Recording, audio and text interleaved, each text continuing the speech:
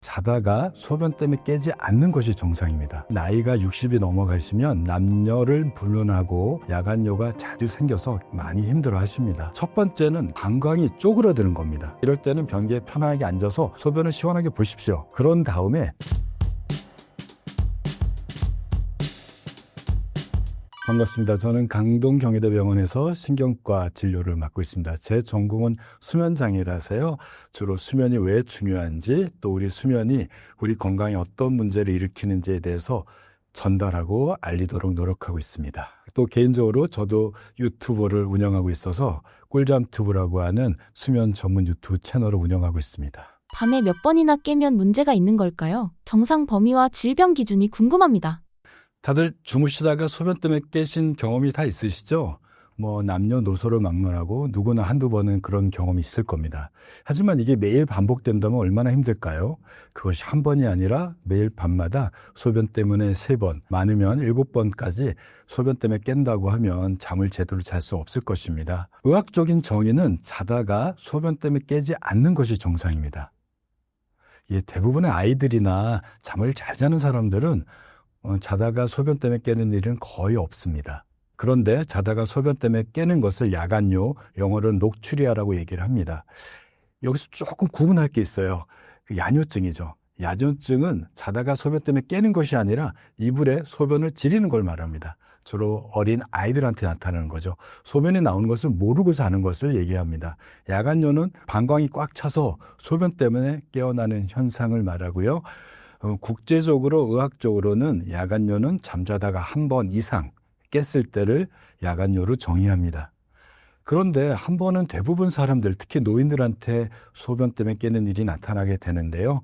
치료의 기준은 2번 이상 깼을 때는 의학적으로 치료가 필요하다고 정의를 하고 있습니다. 그래서 가끔 일주일에 한두 번이나 한 달에 몇 번 정도 소변 때문에 한두 번 깬 것은 대개 물을 많이 마셨거나 술을 많이 마셨거나 또는 커피를 마셨을 때 흔히 나타나기도 하지만 이것은 치료의 대상이 되지 않고요. 거의 매일 밤마다 2번 이상 소변 때문에 깼을 때 이때는 병원에 오셔서 그 원인을 찾고 치료를 받아야 됩니다. 그러면 한 번도 안 깨는 이유는 뭘까요? 우리가 잠자는 동안에는 뇌도 좀 쉬고요. 몸도 좀 쉽니다.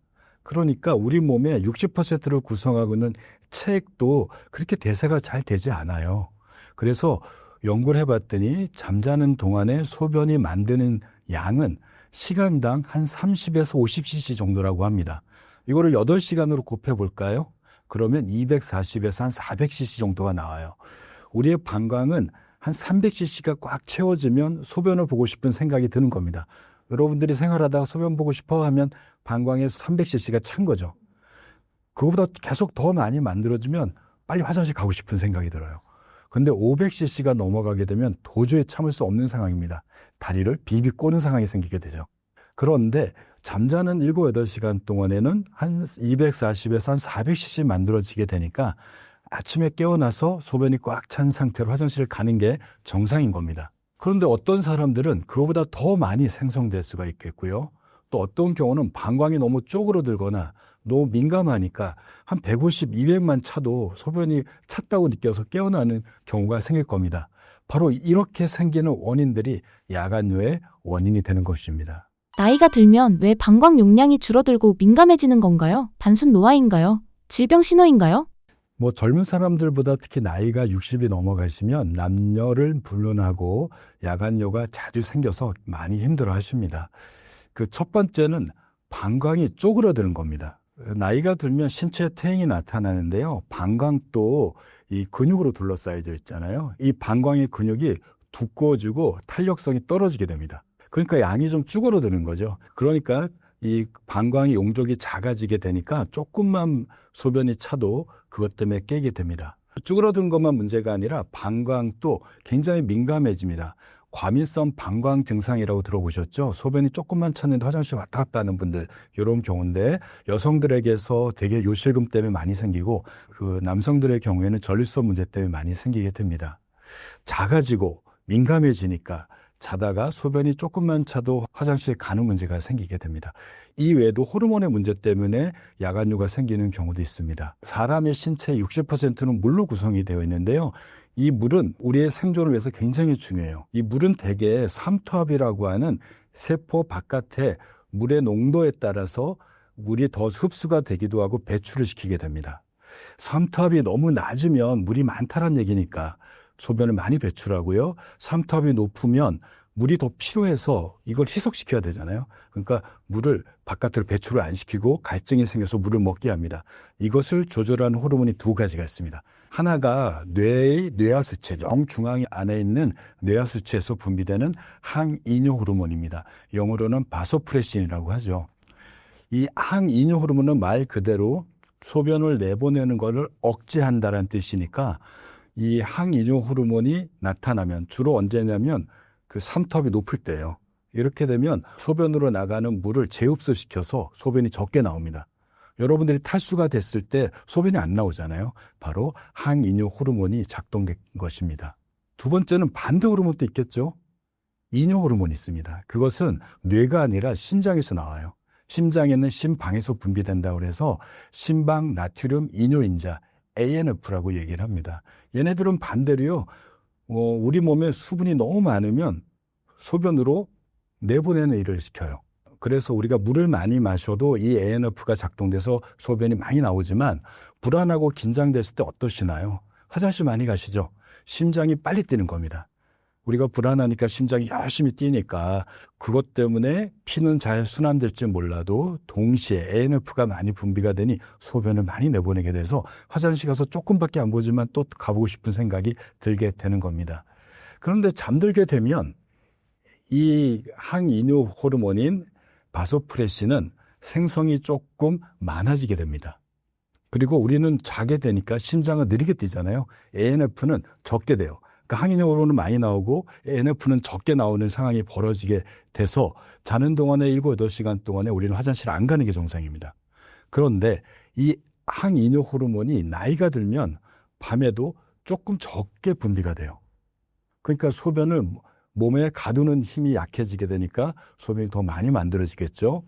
또 하나는 우리가 잠을 자꾸 깨게 되면 잘 때 이게 많이 나오는데 자꾸 깨니까 얘는 더 적게 나와요. 깰 때 심장은 빠르게 뛰잖아요. 그러니 ANF는 또 많이 나와요. 이게 시소가 이렇게 돼야 되는데 역전이 돼버리는 상황이 생기니 많이 나타나게 됩니다. 그래서 이게 나이가 들면 지금 말한 대로 방광의 문제 외에도 뇌의 문제가 즉 노화가 시작이 돼서 ANF가 자는 동안에도 적게 나오고 그것 때문에 자꾸 깨게 되니까 심방 나트륨 이뇨인자라고 하는 이뇨 호르몬 더 많이 나오게 돼서 나이 드신 분들한테 소변 때문에 깨는 것들이 어떻게 보면 매우 흔한 현상이 됩니다. 네. 야간에 자주 깨면 우리 몸에는 어떤 위험이 생기나요? 단순히 피곤한 것 이상의 문제가 있을까요? 예, 자주 깬다는 얘기는 우리가 잠을 들면 얕은 잠, 깊은 잠, 꿈잠으로 구성되는 수면 사이클이 4번에서 6번 반복돼야 되고요. 그중에 첫 번째, 두 번째 사이클, 즉 한 사이클이 90분이니까 첫 번째, 두 번째 사이클 동안에는 깊은 잠이 채워져요. 그리고 잠의 후반기에는 깊은 잠은 없어지고 꿈꾸는 잠이 나타나게 되는데 이 깊은 잠 동안에 육체적인 피로가 회복이 됩니다. 그리고 나서 잠의 후반기에는 우리가 기억력이 높아지게 되고 낮에 쓸데없는 기억들 다 지워버리고요. 중요한 기억은 장기 기억으로 넘기고 낮에 화나고 스트레스 받았던 일들 많잖아요. 그것들을 싹싹 지워버려요. 그래서 잠을 푹 자고 나면 마음이 좀 편안해져요. 화난 것도 좀 누그러지고요. 그런데 중간에 어떤 이유로 자주 깬다고 생각해 보세요. 우선 깊은 잠 들어갈까요? 잘 못 들어갑니다. 깊은 잠은 얕은 잠을 거쳐서 들어가야 되는데 얕은 잠일 때 깨버리게 되니까 깊은 잠 못 들어가요. 자고 나도 개운치가 않습니다. 두 번째는 꿈꾸는 잠도 자꾸 깨요. 꿈꾸는 잠은 사실은 굉장히 얕은 잠이거든요. 그런데 그것도 더 자주 깨게 되니까 기억력이 떨어져요. 깜빡깜빡 하잖아요. 그리고 두 번째는 감정의 조절이 잘 안 됩니다. 우리가 꿈꾸는 잠을 통해서 낮에 있었던 감정을 좀 처리해 줘야 되거든요. 그래서 쓸데없는 거 지워버리고 나쁜 감정을 없애줘야 되는데 잠을 적게 자거나 중간에 자주 깨게 되면 짜증이 늘죠. 예민해지죠. 이것들이 아이들한테만 나타나는 건 아닙니다. 아이들을 잠을 적게 자면 자꾸 칭얼거리고 짜증을 부리잖아요. 어른들은 이렇게 행동을 하진 않아요. 대신에 화를 내거나 욱해지거나 참을성이 없거나 자기 고집이 너무 강해지는 전두엽 기능장애가 생기게 됩니다. 전두엽이라는 건 머리 앞쪽의 뇌를 말하고요. 뇌 전체의 절반을 차지하는데 여기가 컨트롤 타워입니다. 이성적인 판단, 논리적인 사고, 정확한 결정, 그리고 종합적인 사고를 컨트롤하는 부위예요. 그런데 이 깊은 잠을 자는 동안에 이 기능이 활성화됩니다. 잠을 적게 자게 되면 뇌 전체가 영향을 받지만 이 전두엽이 가장 먼저 영향을 받기 때문에 올바른 판단을 잘 못해요. 고지식해지고요, 짜증이 많고요, 의심이 많아지고요, 남들한테 화를 잘 내는 사람이 생기게 됩니다. 어른들은 이렇게 바뀌게 돼요. 그러면 그게 돈이 걸린 사람들한테는 경제적인 손실로 이어질 거고, 대인 관계가 깨질 수 있고요, 부부 관계가 깨질 수 있고요, 부모 자식 간의 관계도 말 한마디로 깨질 수 있습니다. 잠이 이런 겁니다. 그냥 단순히 피로를 회복시키는 과정이 아니라 우리의 몸을 정상화시키고 뇌를 원래 상태대로, 원래 본 모습대로 리셋시켜줘야 되는데, 잠을 못 자고 자꾸 깨게 되면 육체 회복도 안 되고 뇌도 리셋이 안 되니까 과부하된 상태로, 계속 흥분된 상태로 우리가 하루를 살아가야 되는 것이 매일매일 반복되게 됩니다. 야간뇨가 심한 분들이 꼭 피해야 할 음식이나 생활 습관과 치료 방법으로는 어떤 것이 있나요? 우선 야간뇨가 있을 때 피해야 될 게 좀 있습니다. 음식이 가장 대표적이죠.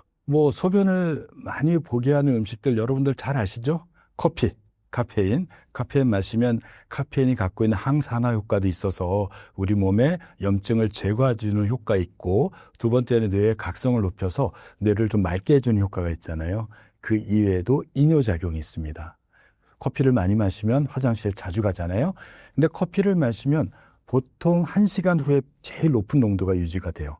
그 뒤로부터 간으로 대사가 돼서 뚝뚝뚝 떨어지는데 6시간 지나야지 절반이 됩니다. 하루가 지나야지 완전히 없어져요. 내가 저녁에 저녁 먹고 나서 커피 한 잔을 마셨다. 그러면 내가 잘 시간에 아직 반 이상이 남아있는 거잖아요. 그러니 소변 때문에 깰 수 있죠. 커피 이상으로 이뇨작용이 있는 것이 바로 술입니다. 예, 그건 다들 경험하셨잖아요. 저녁에 기분 좋게 술 한 잔 마셨지만 그 술이 민감하신 분들은 새벽에 소변 때문에 깰 수 있습니다. 이거 외에도 짠 음식들, 요즘에 마라탕이나 이런 것처럼 매운 음식들, 또 카레가 들어있는 자극적인 음식 또한 교감신경을 흥분시키고 소변을 많이 만들어낼 수 있고, 또 갈증을 일으켜서 물을 더 찾게 할 수 있죠. 따라서 야간뇨 때문에 고생하시는 분들은 저녁에는 싱겁게, 짜지 않게, 맵지 않은 음식을 드시면 좋을 것 같습니다. 여러분들 흔히 드시는 야채나 과일에도 소변을 많이 만드는 이뇨작용이 있습니다. 칼륨 효과 때문에 그런데요. 가장 대표적인 게 샐러리 같은 것들, 그 다음에 일반적인 배추, 채소도 수분이 좀 많이 들어있어서 소변을 많이 볼 수 있습니다. 그 외에도 오이나 아스파라거스, 호박, 이런 채소들도 이뇨작용이 조금 있으니까 너무 저녁 시간에 많이 안 드셨으면 좋겠습니다. 드시지 말라는 게 아니고요, 조금만 드시라는 겁니다.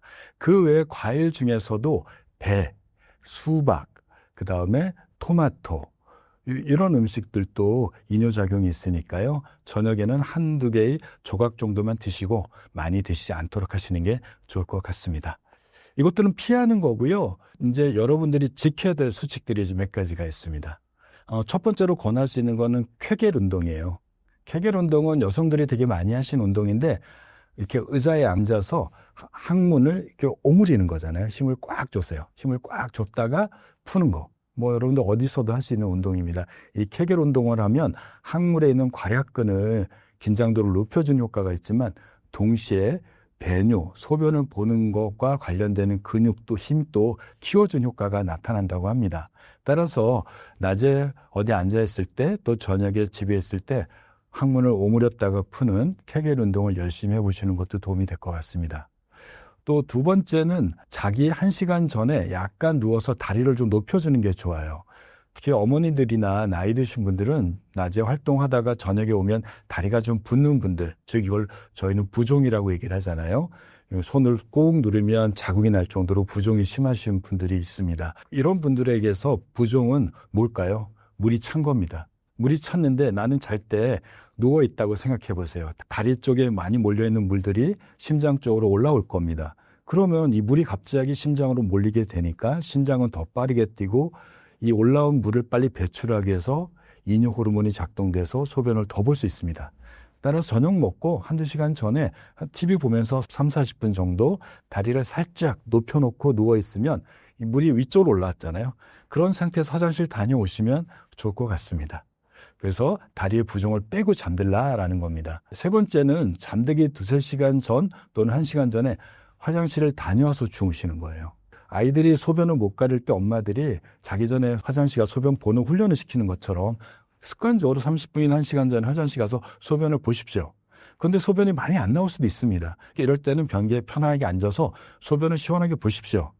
그런 다음에 이 손을 배 아래쪽에다 꽉 눌러주세요. 그리고 몸을 더 앞으로 이렇게 숙여주세요. 어떻게 보면 방광을 쥐어짜는 겁니다. 조금이라도 나와 있는 소변을 완전히 배출시키는 과정이에요. 그래도 안 되면 배를 살살 마사지한 다음에 꽉 눌러주시면 방광이 이완돼서 소변을 더 잘 볼 수 있습니다. 이렇게 한번 해보시면 좋을 것 같습니다. 네. 왜 나이를 먹으면 갑자기 잠이 확 줄어든 느낌이 들고 60세 이후에 불면이 급증하는 이유가 무엇인가요?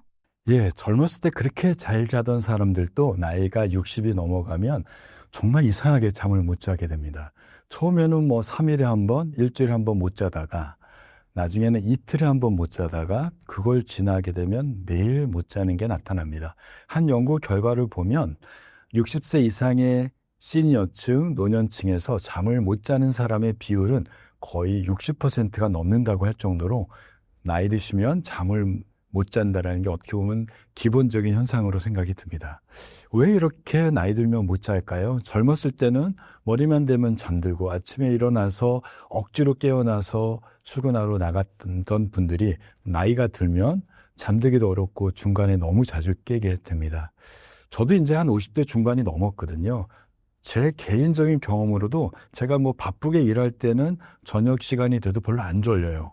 그런데 연휴 때나 일찍 퇴근해서 집에 있을 때 아이들도 없고 저녁 먹고 나서 할 일이 없어져요. 이렇게 무료할 때가 되면 8시, 9시가 되면 TV 보다가 깜빡깜빡 졸음이 나타납니다. 마치 잠을 적게 잤을 때 낮에 깜빡깜빡 조는 것처럼. 길게 자는 것도 아니고 깜빡 고개가 떨어져요. 머리가 몽롱하다가 깜빡. 내가 왜 이러지? 라고 생각하죠. 바로 여기에 답이 있습니다. 우리가 자고 깨는 일주기 리듬이라는 게 있습니다. 이것은 뇌의 정중앙에 있는 시상하부라고 하는 호르몬을 조절하는 뇌 부위에서 관장하는 생체 시계가 조절하게 돼요. 생체 시계는 좁쌀 있죠. 좁쌀보다 더 작은 모양입니다. 거기 안에는 2만 개의 신경세포 덩어리가 있고 머리 총종에 박혀 있거든요. 여기서 시계 유전자가 작동이 돼서 24시간 단위로 깨어있게 해주고 또 24시간 단위로 자게 하는 리듬을 만들어내요. 이거를 생체 리듬 또는 일주기 리듬이라고 얘기를 합니다. 2018년도에 노벨상을 받으신 분들이 바로 이 시계 유전자, 시계 단백질을 발견하신 분들입니다. 얘네들은 유전자로 결정이 됐어요. 그래서 일정 시간이 되면 시계 유전자가 시계 단백질을 막 만들어내요. 그러다가 처음엔 조금씩 만들어내다가 점차 많이 만들어요. 그러다 일정 시간이 되면 천천히 적게 만들다가 일정 시간이 되면 안 만들어요. 요 안 만들 때가 우리는 자는 거고 만들기 시작할 때가 깬 거고요. 잘 때 되면 적게 만들어지는 그래프가 그려지면 사인 커브가 그려지겠죠. 요게 바로 생체 시계가 하는 일입니다. 이 생체 리듬은 우리가 뭐 자고 깨는 역할도 하지만 그것보다는 우리의 컨디션을 업, 또 우리 몸에 있는 장기 세포들을 흥분시키는 역할을 하게 되고 단백질을 안 만드는 자는 시간 동안에는 이 기능이 뚝 떨어지는 어떻게 보면 우리의 컨디션을 조절하는 리듬이라고 할 수 있습니다. 유전적으로 타고났어요. 그래서 나는 그렇게 만들다가 끝나는 거예요. 어떤 사람은 이게 많이 만드는 시간이 긴 사람들은 잠이 적죠. 또 어떤 사람은 반대로 잠이 많은 것도 이거에 의해서 결정이 됩니다. 그런데 나이가 들면 이 생체 시계가 노화가 시작이 됩니다. 엄마 뱃속에서 뇌가 만들어질 때 수정란에서 세포가 분열돼요. 그중에 내배엽, 중배엽, 외배엽이라고 하는데 가장 바깥에 있는 세포들이 몸으로 나가면 근육이 되고요. 뇌로 올라가면 뇌세포가 되는 거예요. 그런데 뇌로 올라가는 신경세포가 제일 먼저 만드는 게 변형계거든요. 이 변형계는 배고픔을 느끼고 공포를 느끼고 내가 위협을 느끼고 그리고 먹고 마시고 이런 것들을 관장해요. 식욕을 조절하고요. 생존을 위한 기본적인 기능입니다. 뇌가 만들어질 때 생존을 위한 뇌가 변형계가 제일 먼저 만들어져요. 그다음에 이제 우리가 해마도 만들어지고 전두엽, 축두엽, 두정엽이라고 하는 심피줄도 만들어집니다. 이렇게 해서 뇌가 완성이 되거든요. 나이가 들면 제일 먼저 망가지거나 노화가 진행되는 부위는 어딜까요? 바로 시상하부라고 하는 생체시계가 들어있는 부위가 노화가 제일 먼저 시작이 됩니다. 이 시상하부에는 호르몬도 조절하거든요. 그러니까 여성들은 50대가 되면 폐경이라는 걸 겪게 되고요. 남성들은 무기력해지고 제2의 사춘기를 겪게 되잖아요. 성장 호르몬이 적게 나와서 그렇습니다. 그리고 다양한 남성 호르몬, 여성 호르몬들이 적게 나와서 노화라는 게 나타나게 되죠. 더불어서 생체 시계도 망가지게 되니까 자고 깨는 리듬이 불안정해져요. 그리고 자는 시간이 조금 앞으로 오게 됩니다. 그러니까 초저녁부터 졸리기 시작해요. 8시에 저는 안 잤지만 깜빡깜빡 졸았잖아요. 생체 리듬이 시작된 거예요. 8시에 시작됐으면 저는 몇 시에 깰까요? 새벽 2시나 3시. 7시간 지나면 그 정도 깨는 겁니다. 그러니까 나이 드신 분들이 초저녁에 깜빡 졸고 한 10시나 11시에 실제 잤는데 먼저 자기 시작했으니까, 리듬이 시작했으니까 나는 10시에 자도 새벽 2, 3시에 깨는 게 당연한 거죠. 첫 번째는 이래서 생체시계의 노화가 빨라져서 내가 원하는 시간에 작동하지 않는다는 게 문제가 되는 겁니다. 두 번째는 이 생체시계를 조절하는 건 이 강한 빛이에요. 빛 중에서도 블루라이트입니다. 자외선, 적외선 전혀 아니고요. 우리가 눈으로 볼 수 있는 빨주노초 파남보 중에 이 파란 색깔 계열의 블루라이트가 눈으로 전달돼야 돼요. 피부로 전달된 건 아무 의미 없습니다. 눈으로 전달되면 망막의 멜라놉신이라고 하는 단백질이 이 블루라이트를 만나면 흥분이 돼요. 이 흥분된 신호는 망막, 뇌하수체, 신경회로를 통해서 생체시계를 자극합니다. 빛이 들어와서 멜라놉신을 자극하고 멜라놉신이 생체시계를 자극하는 연쇄적인 반응을 통해서 우리는 생체 리듬이 활성화되는 거죠. 그래서 우리가 낮에 열심히 빛을 쬐고 밝은 곳에 있으면 생체 리듬은 지구의 시간으로 연동이 되는 거죠. 그래서 24시간의 리듬을 만들어내게 됩니다. 그래서 밝은 데 있으면 우리는 그냥 생체 리듬이 아주 좋아져요. 여러분들이 해외여행 갔을 때 낮에 밝은 빛을 쬐려고 노력하는 이유가 그 나라의 시계에 맞춰서 내 리듬을 바꾸는 과정입니다. 그런데 나이가 들면 젊은 사람하고 똑같이 빛을 쬐도요, 절반밖에 또는 70%밖에 전달이 안 됩니다. 왜냐하면 백내장 잘 생기죠? 녹내장 생겼죠? 망막에 손상이 있어요. 그러니 같은 빛을 쬐더라도 생체 시계를 자극하는 블루라이트가 뇌로 적게 전달되니까 생체 리듬이 약할 수밖에 없어요. 이 생체 리듬이 이렇게 두 가지 이유로 망가진 것 외에도 멜라토닌을 분비하는 송가체의 노화도 진행이 돼서 밤에 멜라토닌이 적게 분비가 됩니다. 멜라토닌은 10대 후반이 가장 많이 만들어내거든요. 그래서 중고등학교 아이들이 정말 잘 잡니다. 그냥 서서도 자고요. 뭐 행군하다가도 잡니다. 정말 잘 자죠. 시끄러워도 꽹가리 쳐도 잡니다. 그런데 이때부터 잘 시간이 되면 그때 이 나이들은 멜라토닌이 잘 때 너무 잘 나오는 거죠. 그런데 10대를 지나면서부터 조금씩 줄더니 55세가 되면 10대에 비해서 50%밖에 분비가 안 되고요. 70세가 되면 30%밖에 분비가 안 됩니다. 멜라토닌은 잠자기 2-3시간 정도 분비가 시작돼서 잘 시간에 확 높아졌다가 내가 자는 시간이 쭉 유지가 해서 깨지 않도록 만들고 깰 때 딱 떨어지는 거거든요. 그런데 이게 올라가지도 않고 찌끔찌끔 올라갔다가 계속 낮은 용량으로 낮은 농도로 유지가 되니 중간에 너무 자주 깨게 됐죠. 마지막 하나가 더 있는데요. 바로 아데노신은 수용체가 적어진다는 겁니다. 우리가 자고 깨는 거는 생체 리듬 외에도 피곤한 게 작동이 돼요. 우리가 뭐 생체 리듬이 엉망이 되더라도 너무너무 피곤할 때 잘 수 있잖아요. 그것은 운동을 하면서 또는 일을 하면서 생겨지는 아데노신이라는 물질 때문에 그렇습니다. 근육에도 아데노신이 만들어집니다. 에너지를 쓰게 되면, 즉 ATP가 쓰게 되면 ADP가 되고 최종적으로 아데노신이라고 하는 물질이 남는데 근육에 쌓이는 아데노신은 근육의 지구력을 높여줘요. 이럴 때 아데노신이 많이 쌓일수록 근육은 피를 적게 소모하고요. 에너지 보존을 시켜요. 그래서 지구력을 높여줍니다. 운동 열심히 하게 되면 우리가 처음엔 힘들지만 나중에 되게 되면 지구력이 생기는 게 아데노신 또 일부 역할을 하게 됩니다. 그래서 심장마비가 왔을 때 병원에서는 응급으로 아데노신 주사를 투여합니다. 심장의 근육을 강화시키기 위해서. 그런데 이렇게 근육에 쌓이는 거가 중요한 건 아니고요. 수면 중추, 아까 생체시계 바로 앞쪽에 옆에 있는 수면 중추가 있는데 일을 하게 되고 낮에 깨어 있으면서 아데노신이 거기에 쌓이게 되면 얘가 졸음을 만듭니다. 얘가 많이 쌓일수록 너무너무 졸려요. 예를 들면 아데노신은 수용체라는 게 붙어야지 작동하는 거니까 자리가 100자리가 있다고 치자고요. 자고 났더니 하나씩 쌓여서 50개 쌓이고 그러면 이제 나른해져요. 한 70개 쌓이면 너무너무 졸려요.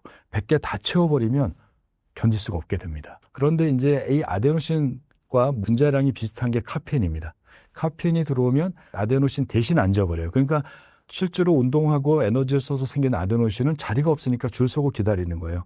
그런데 얘네들은 시간이 지나면 빠져나가게 되니까 그때 확 들어가는 거죠. 그래서 커피 효과가 한 서너 시간밖에 안 가는 이유가 이런 겁니다. 그런데 나이가 들게 되면 노화가 진행되는데 이 아데노신 수용체가 줄어들어요. 100개의 자리가 70개가 되고요. 50개밖에 안 됩니다. 이러면 아데노신은 뭐 200개, 300개가 쌓였다고 쳐서 채웠는데 50개밖에 못 채우잖아요. 그러니까 이 사람은 반밖에 안 졸린 거죠. 그래서 나이가 드신 분들은 잠 못 잔다고 하루에 뭐 2만 보를 걷기도 하고요. 10시간 등산을 갔다 오는데 중간에 깬대요. 그래도 못 잔다고 하는 이유가 바로 이 이유입니다. 본인은 젊었을 때 너무너무 힘들 때는 길게 잤거든요.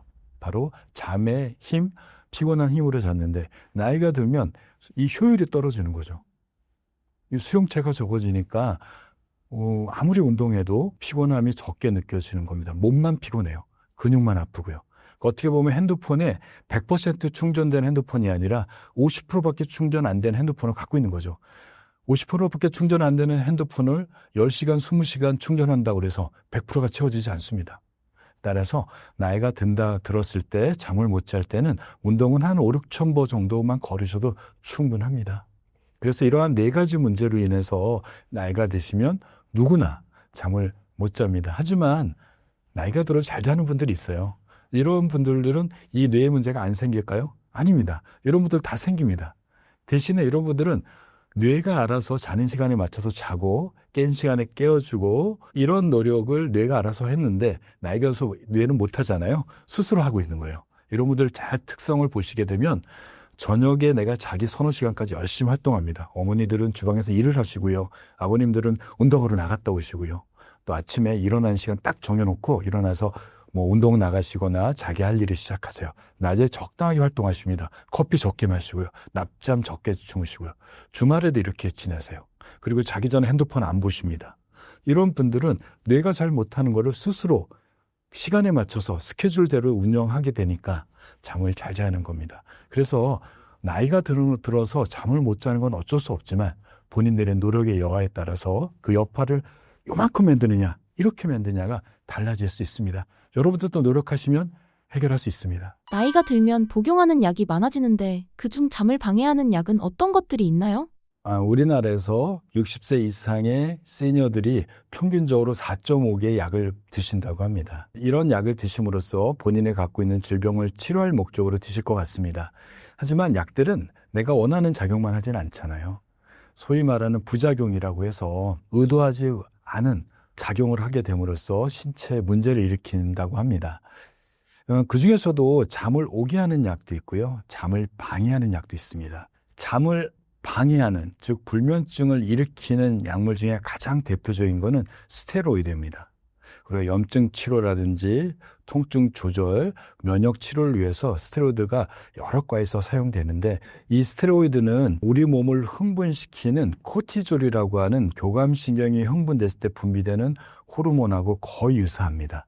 코티졸은 몸을 흥분시키는 거잖아요. 위험한 걸 봤을 때, 불안할 때 이 코티졸이 작용해서 뇌를 흥분시키고 몸의 긴장도를 높이고 심장을 두근두근 거리는 교감신경 반응이 나타나게 됩니다. 그런데 그걸 약으로 먹었잖아요.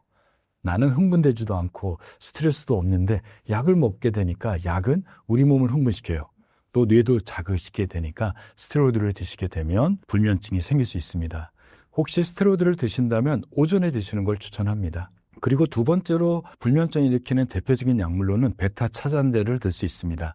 베타 차단제라고 하면은 우리가 심장을 느리게 뛰게 하고 맥을 느리게 뛰게 함으로써 혈압을 떨어뜨리는 약물들을 말합니다. 대표적인 게 테놀민, 인데롤을 들 수 있는데요. 이런 약물들은 혈압약으로도 사용되기도 하지만 불안할 때 진정작용 목적으로 쓰기도 하고요. 제가 진료하는 신경과에서는 손떨림을 억제하는 목적으로 사용되기도 합니다. 정신과에서는 우울증 치료 목적으로 사용하기도 합니다. 이 약이 심장을 느리게 뛰게 함으로써 불안을 좀 억제하는 효과가 있어서 그렇습니다. 그런데 이 베타 차단제는 멜라토닌 생성을 좀 억제하는 효과가 있다고 합니다. 멜라토닌이 적게 나오니까 중간에 깰 수가 있겠죠. 그 외에도 우울증 약물 중에서도 일부 약물이 수면을 방해합니다. 대표적인 게 프로작이라고 하는 SSRI 선택적 세로토닌 제흡수 차단제가 불면증을 유발할 수 있습니다. 물론 우울증 약물 중에 트라조돈이라든지 멀타자핀과 같은 약물은 졸음을 유도하기도 하지만 일부 약제들은 각성을 일으켜서 불면증을 유발할 수 있습니다. 우리가 콧물약으로 사용되는 슈도에페드린이라고 하는 이비인후과 처방 약물들도 각성을 일으킬 수 있으니까 주의가 필요합니다. 불면이면 결국 수면제밖에 답이 없는 건가요? 생활 습관 바꾸는 걸로 해결되는 경우가 있나요? 예, 수면제는 진통제하고 좀 비슷하다고 생각합니다. 이게 치료가 하는 것이 아니라 증상 개선제죠. 어떻게 보면 수면제는 치료제가 아니라 보조제인 것입니다. 그래서 의학적으로는 불면증을 치료할 때 비약물 치료인 불면증 인지행동 치료와 같은 비약물 치료를 먼저 하라고 하고요. 수면제는 가능하면 단기간 짧게 저용량을 천천히 증량하라고 권고하고 있습니다. 왜 그럴까요? 우리가 질병을 치료할 때는 그 원인을 해결해 주는 거잖아요. 그런데 수면제를 복용하면 그 원인이 해결될까요? 그렇지 않습니다. 잠을 못 자는 원인은 수백 가지, 수천 가지가 될 겁니다. 그 각각에 맞게 약을 만들어진 게 아니죠. 수면제를 이렇게 네 가지로 분류하는데 각각을 한번 살펴보면 이렇습니다. 첫 번째 가장 대표적인 게 진정제, 안정제라고 알려져 있는 벤조디아제핀 계열의 약물입니다. 뇌에는 신경 전달 물질이라는 게 있어요. 어떤 일을 하기 위해서 요 신경이 전달되고 요 신경이 전달되죠. 대표적인 게 뇌를 흥분시키는 신경 전달 물질이 있고요. 억제하는 신경 전달 물질이 있어요. 흥분시키는 신경 전달 물질의 대표적인 게 글루타메이트, 아스파르타이트, 아스파탐산, 글루탐산. 이 뇌를 흥분시키는 신경 전달 물질입니다. 자극이 들어왔을 때 이 물질을 분비하는 신경세포가 자극되면 이 물질이 분비가 돼서 주변 신경을 확 흥분시키는 거예요. 우리가 긴장할 때, 집중할 때 바로 이 일이 벌어지게 됩니다. 반대로 뇌가 너무 흥분되어 있을 때는 뇌를 좀 억제하는 신경 전달 물질이 분비가 되겠죠. 대표적인 게 가바, 글리신, 글라이신이라고 얘기하는데 이 두 가지 물질입니다. 특히 뇌에서는 주로 가바가 작동되기 때문에 가바가 중요합니다. 그래서 우리가 흥분하게 되면 이걸 억제하기 위해서 가바가 분비돼서 가바와 관련되는 신경들이 자극되면 신경들은 뉴런으로 무수히 연결돼 있잖아요. 그러니까 주변으로 확산돼서 뇌를 확 눌러놔요. 잠잘 때도 그렇습니다. 잠자는 생체 시계가 자는 시간이 도달되게 되면 이 수면을 조절하는 수면 중추에서 가바가 분비가 되고 이 분비되는 가바는 각성을 일으키는 부위로 전달돼서 각성을 꺼버려요.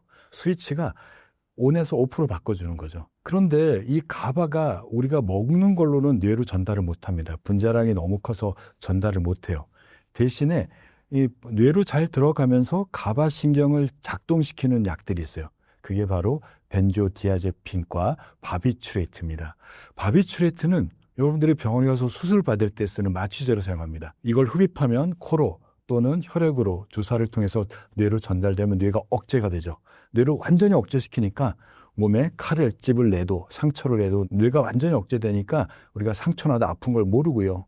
수술이 진행할 수 있는 겁니다. 즉 바비추레이트는 뇌로 강력하게 억제하는 마취제입니다. 벤조디아제핀은 이 바비추레이트보다 조금 강도가 약해요. 이 벤조디아제핀 계열의 약물이 대표적인 게 아티반, 노라반, 스리반이라고도 부릅니다. 데파스, 자낙스라고 하는 약물들, 바륨, 브로마제팜 이런 약물들인데요. 이런 약물들은 들어가게 되면 뇌로 쉽게 전달이 돼요. 한 20-30분이면 뇌로 전달됩니다. 들어가서 가바 수용체 중에 그 안에 또 벤조디아제핀 수용체라는 걸 붓게 되면 가바가 활성화시키는 똑같은 효과가 나타납니다. 그런데 바비추레이트보다 강도가 약하니까 뇌를 좀 억제시키는 효과가 나타나요. 그러면 이 벤조디아제핀 수용체는 항불안 효과, 수면 유도 효과, 근육 이완 효과를 나타나게 됩니다. 그러니까 이 약을 드시게 되면 불안이 좀 진정이 돼요. 마음이 좀 차분해져요. 그래서 불안장애나 심한 우울증에 많이 사용됩니다. 두 번째는 수면 유도 효과가 있어요. 뇌를 좀 꺼버리는 효과가 있으니까요. 수면제를 대용으로도 많이 쓰게 됩니다. 또 근육 이완 효과도 있어서 심한 근육통 있을 때 리보트립과 같은 아주 약한 벤조 약물들이 처방이 되기도 합니다. 그런데 이 벤조 약물들은 좋은 효과를 갖고 있지만 몇 가지 문제가 있어요. 오래 복용하게 되면 의존성과 내성, 그리고 중독성이 잘 생긴다는 겁니다. 내성이라고 하면 약을 먹을수록 약효가 떨어진다는 거예요. 첫 번째 이유는 간에서 대사 속도가 빨라지는 거예요. 여러분들이 술을 처음에 잘 못 드시지만 매일 자주 드시게 되면 술이 늡니다. 처음에는 한 잔 갖고 뻘건데 나중엔 한 병 먹어도 안 취하잖아요. 이 약도 그렇습니다. 간에서 처리 속도가 빨라지게 되면 자꾸 먹게 되면 약도 계속 먹게 되면 간에서 처리 속도가 아주 빠른 공장으로 바뀌게 돼서 약이 들어오면 처리 속도가 빨라져요. 처리하는 기술자들이 생기는 거죠. 그러니까 약효가 금방금방 없어지게 돼서 한 달 지나면 하나 갖고 들었는데 하나 반을 먹게 되는 일이 생겨요. 이걸 내성이라고 합니다. 두 번째는 이 약을 오래 먹으면 중독성이 잘 생깁니다. 우리 몸에서 정상적으로 가바가 만들어져야 돼요. 그래서 불안할 때 이게 생성되거나 잠잘 때 생성돼서 뇌를 좀 꺼주는 효과가 나타나게 되는데 이런 약물을 계속 먹게 되면 내 몸에서 가바 생성이 안 됩니다. 왜냐하면 외부에서 충분하게 들어오니까 내가 만들 이유가 없어지는 거죠. 그런데 이 약을 먹다가 갑자기 끊으면 어떻게 될까요? 내 몸에는 잘 시간이 돼도 불안한데도 가바가 전혀 없는 상황이 되니 너무 불안해지고요. 잠도 못 자는 중독과 의존이 생기게 되는 겁니다.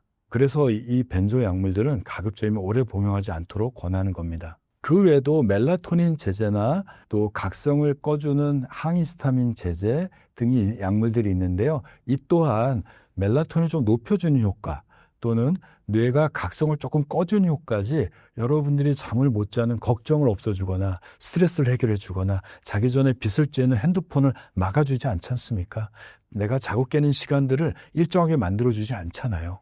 그러니까 너무 못 잘 때는 또는 그 못 자는 원인이 정신과적인 문제로 불안과 스트레스, 우울증 때문이라면 단순히 잠만이 문제가 아니라 불안을 좀 억누르고 우울증을 치료할 목적으로 이 약을 써야 되겠죠. 하지만 단순히 수면 문제로 약을 드신다면 단시간에 복용하고 끊어야 됩니다. 우리가 너무 머리가 아파요. 아플 때 타이레놀을 먹을 수 있죠. 하지만 약을 안 먹었더니 또 아파요. 이럴 때 계속 타이레놀을 먹고 사는 게 맞을까요? 이럴 때는 병원 가셔서 왜 머리가 아픈지 찾으셔야 됩니다. 필요하면 CT나 MRI 찍고 필요하면 전문의하고 상담을 통해서 그 원인을 해결하는 게 답인 거지 타이레놀 먹고 견디는 게 답이 아닙니다. 머릿속에서 암이 자랄 수도 있고요.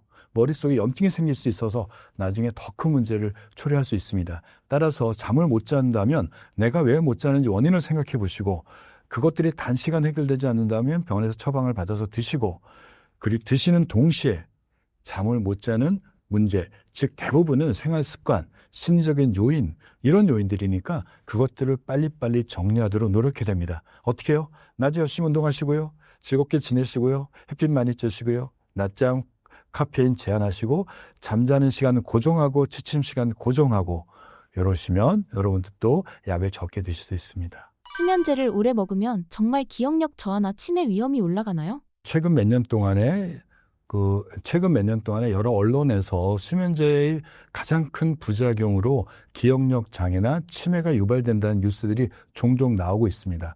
이러한 뉴스들은 여러 연구의 결과들을 보도하는 내용들일 겁니다. 수면제를 한번 생각해 볼까요? 앞서 말씀드린 벤조 약물을 복용하게 되면 뇌를 강제로 꺼주는 거예요. 작용 시간이 서너 시간밖에 안 되는 데파스 같은 약물들도 있지만 보통 약물들은 하루에서 이틀, 3일 정도 약효가 지속됩니다. 너무 불안장애가 심한 사람들이나 공황장애가 심하신 분들은 낮에도 불안이 높고 밤에도 불안이 높아서 밤에 못 자고 낮에 그렇게 못 잤는데도 잠이 안 오는 일이 벌어지게 됩니다. 이런 분들은 약효가 좀 긴 걸 써서요. 즉 저녁에 먹으면 높은 농도로 잠을 좀 자게 하고 낮에는 약효가 낮은 농도로 불안을 좀 억제해서 보통 사람하고 같은 정도의 긴장도를 유지하도록 할 수 있습니다. 하지만 불안이 심하지 않은 분들, 특히 나이 들어서 잠을 못 자는 분들이 이러한 약효가 하루 정도 가는 약물을 드셨다고 생각해 보자고요. 그러면 저녁에는 잘 겁니다. 뇌가 억제되니까요.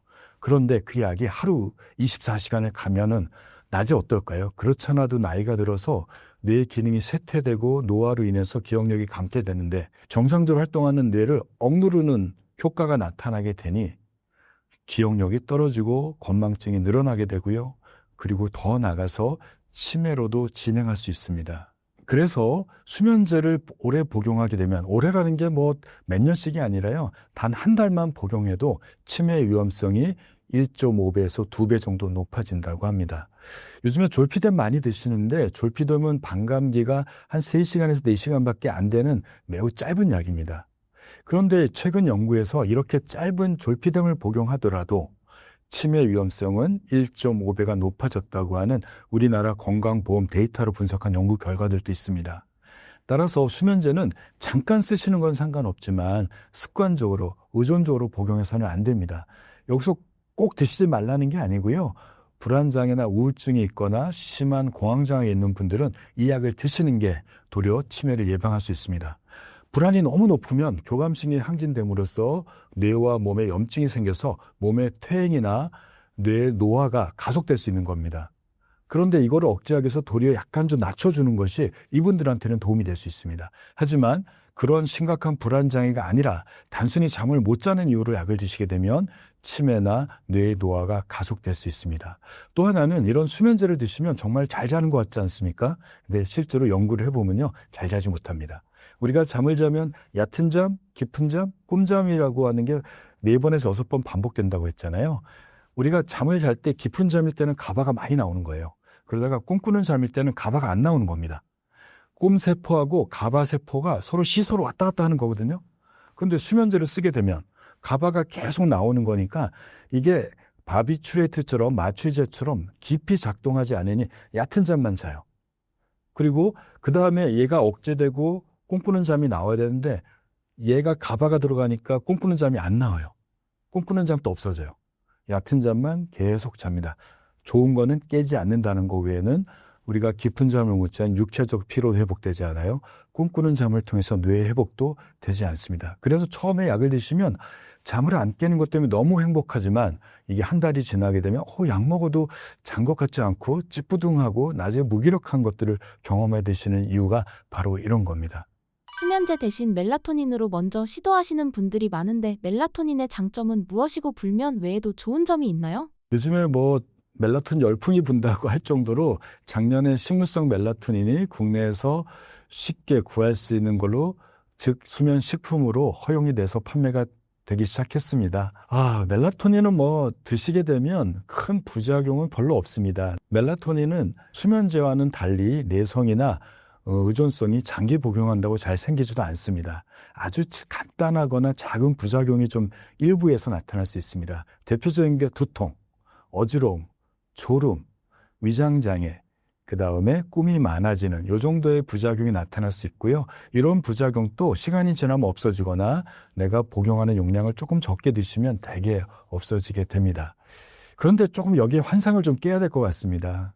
수면제는 정말 먹기 싫고 뭔가 쉽고 부작용 없는 거를 찾다 보니 멜라토닌으로 많은 분들이 몰리는 것 같습니다. 멜라토닌 드시고 정말 잘 주무시나요? 이 멜라토닌은 2가지 효과를 기대할 수 있습니다. 멜라토닌이 들어가면 멜라토닌 수용체 1, 2에 붙게 됩니다. 1에 붙으면 수면 유도 효과가 나타나고요. 2에 붙으면 자고 깨는 일주일 리듬을 고정하는 효과가 나타납니다. 1에 붙으면 가바처럼 뇌를 확 누를까요? 그런 효과 없어요. 시상하부에는 멜라토닌 수용체 1에 붙게 되면 시상하부에는 체온 조절 중추 장치를 작동해서 체온을 조금 떨어뜨리는 효과만 나타납니다. 이 체온이 좀 떨어져야지 우리의 수면과 관련되는 세포들이 활성화되고 멜라토닌이 쉽게 좀 분비되는 효과를 얻을 수 있거든요. 즉 체온은 잠을 잘 수 있는 신호인 종을 쳐주는 효과예요. 멜라토닌은 뇌를 억누르는 효과는 거의 없고, 체온을 조금 떨어뜨려서 뇌가 잠들기 좋은 환경을 만들어주는 겁니다.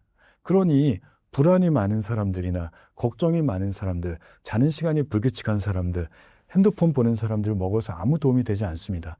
또 하나는 이 벤조 약물처럼 항불안 효과가 멜라토닌은 전혀 없습니다. 그러니까 불안한 사람들은 먹어도 아무 도움이 되지 않죠. 이러한 수면 유도 효과는 너무너무 약하고요. 두 번째 효과인 자고 깨는 일주기 리듬 효과가 아주 강력해서 보통 병원에서 처방합니다. 일주기 리듬은 자고 깨는 걸 리듬을 말하게 되는데, 우리가 정상적으로 자는 사람들을 보면 잠자기 2시간 전에 멜라토닌이 아주 조금씩 분비가 되다가 나의 생체 시계가 꺼지는 시간에 맞춰서 확 올라가거든요. 그리고 나서 7, 8시간 유지하다가 뚝 떨어집니다. 즉 떨어질 때는 생체 시계가 활성화되는 그 시간대예요. 생체 리듬하고 연동이 되어 있는 겁니다. 그런데 나는 교대 근무 때문에 해외여행을 가서 내가 현재 자는 시간과 원래 자는 시간이 어긋나 있으면 생체 리듬이 켜진 상태로 자야 되니까 잠들기 어렵잖아요. 이럴 때 멜라토닌을 복용해서 뇌를 속일 수가 있습니다. 나의 멜라토닌은 새벽 5시에 나오는데 12시나 11시에 먹게 되면 나는 멜라토닌을 먹었으니 조금 이따 올라갈 거 아니에요. 올라가면 몸에 있는 수면과 관련된 세포들이 활성화돼서 자는 시간이구나 자게 됩니다. 그래서 멜라토닌은 보통 교대 근무자, 시차가 어긋난 사람들, 자고 깨는 시간이 불규칙한 사람들한테 복용을 보통 권장하고 있습니다. 근데 불면증 때문에 대부분들이 드시잖아요. 그러니까 기대와 결과는 다를 수밖에 없습니다. 혹시 멜라토닌을 드신다면 내가 자는 시간을 꼭 정해 놓으시고요. 그로부터 식물성 멜라토닌은 약의 작용 시간이 1-2시간밖에 안 가요. 그러니까 아주 빨리 작동하는 거죠. 그래서 잠자기 30분에서 1시간 전에 매일 같은 시간에 복용해야 됩니다. 나의 생체 리듬을 이 먹는 시간으로 고정해야 되니까요. 병원에서 처방하는 거는 서방형입니다. 약효가 한 7, 8시간 가는 약이에요. 이게 약효가 길게 일정하게 유지하기 위해서 화학적인 공정이 필요하니까 이것 때문에 전문약으로 분류가 된 겁니다. 그래서 이렇게 작용 시간이 긴 거는 먹으면 또 1-2시간 지나야지 작용하니까 잠자기 1시간에서 90분 전에 복용하는 걸 하셔야 됩니다. 같은 시간에 복용하시고요. 멜라토닌은 이 블루라이트하고 상극이니까 이거 드시고 나서 핸드폰 보면 안 됩니다. TV도 안 되고요. 컴퓨터도 보시면 안 됩니다. 약간 노란 조명을 켜놓고 긴장을 푸는 이완요법을 하시면서 잠을 기다리셔야 됩니다. 멜라토닌 실컷 드시고 밝은 빛에 노출되면 먹은 의미가 전혀 없습니다. 멜라토닌 이외에도 우리가 수면을 유도하는 목적으로 여러 가지 성분들을 복용하는 분들이 있습니다. 대표적인 게 마그네슘하고 태아닌이죠. 마그네슘은 드시게 되면 근육을 좀 이완하고요. 근육의 회복을 높여주는 목적으로 젊으신 분들 근육을 키울 목적으로 마그네슘을 많이 드세요. 반대로 또 마그네슘은 우리 뇌로 전달되면 긴장 완화 효과도 있고요. 또 멜라토닌을 생성하는 물질로서 작동하게 됩니다. 그래서 저녁 늦게 긴장을 풀 목적으로 마그네슘을 드시게 되는 경우도 꽤 있는 것 같아요. 그런데 멜라토닌 드시다가 가끔 일부에서 꿈을 좀 많이 꾼다라는 분들이 있습니다. 이것은 왜 그럴까요? 마그네슘을 드시게 되면 이것이 멜라토닌 생성을 좀 높여주는 효과가 있거든요. 멜라토닌 드시게 되면 꿈잠이 좀 늘어납니다. 그래서 멜라토닌의 부작용 중에 하나가 생생한 꿈입니다. 그런데 이것도 시간이 지나면 좀 줄긴 하지만 처음에 복용할 때 아주 일부에서 너무 꿈을 많이 꾸는 것 같아요 라고 호소하는 분들이 나타나는데, 일부에서 마그네슘만 먹어도 꿈이 더 많이 생성돼서 우리가 꿈을 많이 꾼다고 호소하고 있습니다. 이럴 때는 마그네슘 용량을 조금 줄이시는 것도 방법이고요. 또 멜라토닌을 같이 드신다면 둘 중에 한 가지만 드시는 것도 방법일 수 있습니다. 너무 오래 못 자면 각성 효과라고 오히려 몸이 더 활발해지는 건 왜 그러는 걸까요? 우리가 어떤 일을 할 때 그 일을 잘하기 위해서 젖먹는 힘까지 쥐어짜는 경우가 있습니다. 잠을 못 자게 되면 어떻게 될까요? 잠도 이와 비슷합니다. 잠을 못 자게 되면 신체들이 회복이 안 된 상태에서 일을 하게 되잖아요. 그런데 나는 일을 해야 돼요. 그리고 나는 뭔가를 처리를 해야 돼요. 그럼 어떻게 되죠? 몸을 쥐어짜야 됩니다. 우리 몸을 쥐어짜기 위해서 작동되는 신경계가 바로 교감신경계입니다. 여러분들이 어떤 몸이 피곤할 때 뭔가 해야 될 때 몸이 열난다는 느낌이 들거나 가슴이 두근거리는 느낌이 경험하잖아요. 이 일을 해결하기 위해서 나의 젖먹는 힘까지 쥐어짜고 있는 거예요. 바로 뭐가? 교감신경이요. 코티졸이라고 하는, 또 아드레날린이라고 하는 호르몬이 부신해서 왕창왕창 분비하고요. 얘네들이 분비가 되면 근육은 막 수축해요. 순발력이 높아지겠죠. 심장은 빠르게 뛰어서 온몸으로 피를 쫙쫙 뿌려요. 뇌는 각성을 높여서 뭔가 집중하도록 몰입하게 됩니다. 그래서 뭔가 많이 집중하고 흥분된 상태에서 내가 피곤해서 누우면 어떻게 되죠? 막 몸에 땀이 나고요. 경직도 되고요. 머리는 생각이 많아지는 게 바로 교감신경이 아직도 남아있어서 그래요. 그래서 너무 피곤할 때 각성이 되는 효과는 사실은 몸에서 최대한 쥐어짜고 있는 겁니다. 그런데 이것이 반복되게 되면 심장에 엄청난 무리를 주게 되고요. 교감신경의 자극으로 당뇨병이 생길 수 있고요. 근육의 회복도 잘 안 될 수 있습니다. 뇌는 굉장히 집중하기 때문에 감정적인 것도 잘 처리가 안 돼서 화를 내고 예민해지고 짜증이 늘고 뭔가 즉흥적으로 반응하는 효과가 나타날 수 있습니다. 그것들은 여러분들이 좀 피곤할 때 다들 경험했던 일이지 않을까 싶습니다. 요즘 많은 사람들이 잘 자는 루틴을 찾는데요. 실제로 효과 있는 취침 루틴은 어떤 건가요? 현대를 살아가는 우리들의 삶을 한번 돌아볼 필요가 있어요. 옛날에 100년 전, 50년 전에는 해가 지면 사실 별로 할 게 없었습니다. 100년 전에는 호롱불 켜놨잖아요. 횃불 정도 켜놨고요. 그리고 제가 중고등학교 다닐 때는 이 흰색 조명 없고요. 다 노란색 조명인 백열등으로 저는 공부를 했거든요. 사실 노란색 조명밖에 없어요. 그리고 그 당시에는 밤 9시만 되면 MBC에서 청소년은 잠을 자야 될 시간입니다. 귀갈 시간입니다 하는 안내 멘트가 나왔어요. 그리고 12시 되면 통금이 있었습니다. 그러니까 해가 지면 사람들은 자는 일밖에 할 일이 없었어요. 그런데 한밤내도 대낮처럼 생활할 수 있잖아요. 그리고 많은 정보를 우리는 내 핸드폰으로 컴퓨터로 보고 있습니다. 우리 뇌는 컴퓨터하고 똑같아요. 자극이 들어오면 반응을 해야 돼요. 눈으로 보는 정보가 뇌로 전달되면 처리해야 되고 해석해야 돼요. 저장도 시키고요.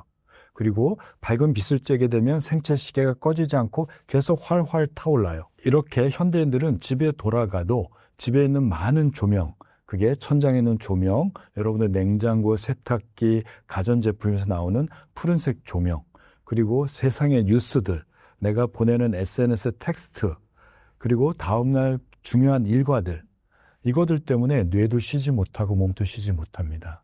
복잡한 현대를 살아가는 사람들은 잘 시간이 돼도 여러 가지 자극들에서 뇌와 몸이 폭주하고 있습니다. 고속도로에서 빠져나가는 것처럼 속도를 줄일 필요가 있는 거예요. 뇌는 갑자기 수면 모드로 안 바뀝니다. 서서히 바꿔줘야 돼요. 빛도 어두워져야 되고요. 긴장도 풀어줘야지 수면 모드로 바꿔지게 됩니다. 따라서 열심히 사십시오. 그리고 많은 것도 보시고 즐기십시오. 다만 잠자기 2시간 전부터 준비하시면 됩니다. 2시간 전부터는 조명을 좀 노란색 종으로 바꾸세요. 불을 끄라는 게 아니고요. 호텔에 가시면 노란색 조명 있잖아요. 그 조명으로 책도 읽으시고 대화도 하시고 내가 여러 가지 활동을 할 수 있는 정도의 노란색 조명을 켜놓으시면 됩니다. 노란색 조명 못 찾는다면요. 그 빛의 온도인 켈빈 단위로 2800 켈빈인 전구색 LED를 활용하시면 됩니다. 그 빛을 켜놓으시면 노란색 불이 나오는데 이 노란색 불은 블루라이트를 70% 차단한 불빛입니다. 그리고 노란색은 마음을 좀 안정시키는 효과도 있다고 합니다. 그리고 나서 핸드폰 보면 안 되고요. 잠자기 1시간 전부터는 블루라이트가 방출되는 컴퓨터, 핸드폰, 그리고 TV, 그리고 천장에 있는 흰색 조명을 끄십시오. 그리고 나서 뭘 해야 될까요? 여러분들의 마음과 뇌를 진정시켜야죠. 차를 감속을 더 시켜야 됩니다. 이럴 때는 우리의 몸과 우리의 뇌를 이완시키는 이완요법, 저는 그걸 취침 루틴, 꿀잠 루틴이라고 얘기하는데요. 최소한 잠자기 30분에서 1시간 전에 노란색 조명 켜놓고 우리 몸을 진정시키는 활동을 하시면 됩니다. 대표적인 게 가벼운 스트레칭, 미지근한 물 샤워하기, 또는 재미없는 책 읽기, 조금 더 나아가서 복식 호흡을 하시는 거예요. 숨을 깊이 들어 마셨다가 내쉬는 복식 호흡을 하게 되면 부교감신경계가 활성화돼서 우리의 긴장이 너무 빠르게 아주 쉽게 이완될 수 있습니다. 여러분들이 원하신다면 이럴 때 ASMR이나 수면 음악을 듣는 것도 도움이 될 수 있습니다. 그 외에도 점진적 근육이완법, 가이드 이미지법 등이 있는데요. 여러분들이 여러 가지를 해보시고 그중에서 제일 하기 쉽고 나한테 이완을 주거나 편안함을 주는 한두 가지를 잠자기 30분에서 1시간 동안 매일매일 해보시면 차도 쉽게 감속돼서 잠자는 스위치로 쉽게 전환되면서 그 다음 잠은 정말 꿀잠, 통잠을 잘 수 있게 됩니다. 네. 운동, 조명, 스마트폰 같은 생활 습관이 정말로 현대인의 수면 리듬을 어떻게 바꿔놓았나요? 에디슨이 전구를 만들고 나서 인류들은 정말 많은 일을 해냈습니다. 옛날에는 일하는 시간이 해가 떠 있는 몇 시간밖에 없었지만 이제는 24시간 일을 할 수 있고 업무를 처리할 수 있습니다. 그런데 그 결과로 인류의 수면 시간은 계속 줄고 있습니다. 미국의 통계를 보더라도요, 1950년대까지의 미국 사람들이 잤던 시간에 비해서 지금 미국 사람들이 자는 시간은 2시간 이상 줄었다고 합니다.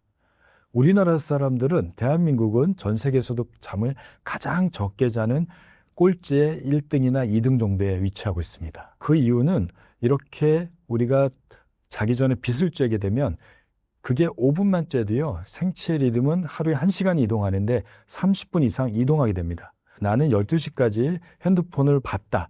그러면 나의 생체 시계는 12시가 아니라 1시로 바뀌어 있는 겁니다. 그런데 나는 어느 날은 1시까지도 봤어. 그러면 생체 시계는 더 밀려요. 왜냐하면 생체 시계는 사실은 24시간이 아니거든요. 보통 사람의 평균 생체 시계의 주기는 24.3시간이에요. 그러니까 사실 조금 늦게 자는 게 편합니다. 그래서 대부분의 사람들이 휴가 때나 방학 때 집에서 할 일 없이 있게 되면 자꾸 늦게 자고 늦게 깨는 게 몸의 생체 리듬에 맞춰서 사는 거예요. 그런데 이 생체 시계를 더 밀어주는 가장 강력한 자극이 빛입니다. 블루라이트예요. 그렇지 않아도 뒤로 밀리는 게 편한데 빛을 쬐게 되니 30분 이상 뒤로 밀리게 됩니다. 하루면 30분 밀렸지만 일주일이 되면 3시간이 밀리는 거예요. 자, 이렇게 생체 시계가 뒤로 밀렸다는 얘기는 내가 잘 시간에 생체 리듬이 수면 아래로 내려가지 않고 그 위에 있다는 거죠. 근데 잠은 오잖아요. 왜 잤을까요? 피곤한 힘 때문에 잡니다. 피곤한 힘과 피곤한 힘은 졸음, 그 생체 리듬은 각성인데 요 갭이 넓어질수록 우리는 자요. 낮에 열심히 일했으니까 피곤하잖아요. 생체 리듬이 떨어지면서 이만큼 갭이 생기면 정말 잘 자는데 약간 높아도 자요. 그런데 이렇게 자면 헛잠입니다. 왜냐하면 잠들면 이 피곤한 거 뚝 떨어져요. 생체 리듬은 아직도 켜져 있잖아요. 그러니 이 피곤해서 자는 잠은 최대 3시간입니다. 근데 정말 피곤할 때 핸드폰 보다가 자고 나면 한 3시간 있다 눈 딱 떠져요. 화장실 다녀오기도 하고요. 또 잠 안 오니까 핸드폰 또 보잖아요. 왜냐하면 급속 충전되듯이 피로도가 확 낮아져요.